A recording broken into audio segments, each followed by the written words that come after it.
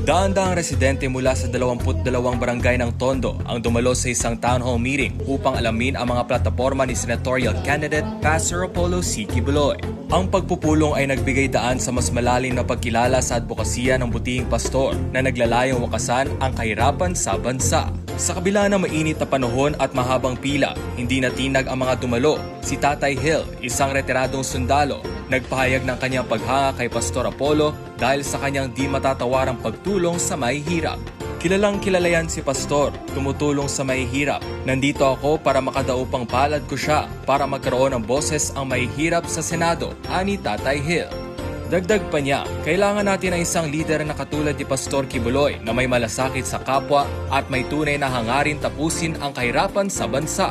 Sa kabila ng mga batikos at isyong ipinupukol laban kay Pastor Apollo, nananatiling matibay ang paniniwala ng kanyang mga taga-suporta sa kanyang integridad at layunin. Ani Tatay Hill, hindi ako naniniwala sa mga paratang laban kay Pastor.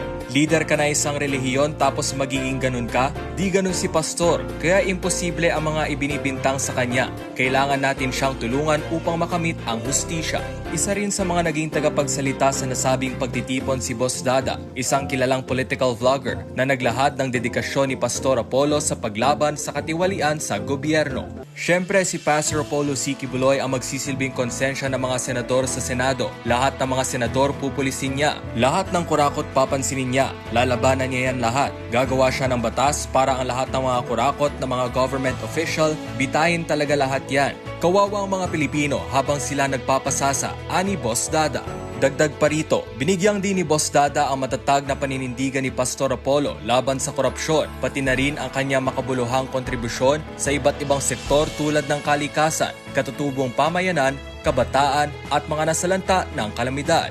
Para sa karagdagang impormasyon tungkol sa plataporma at mga panukalan ni Pastor Apollo C. Quiboloy, bisitahin ang apolloquiboloynationbuilder.com.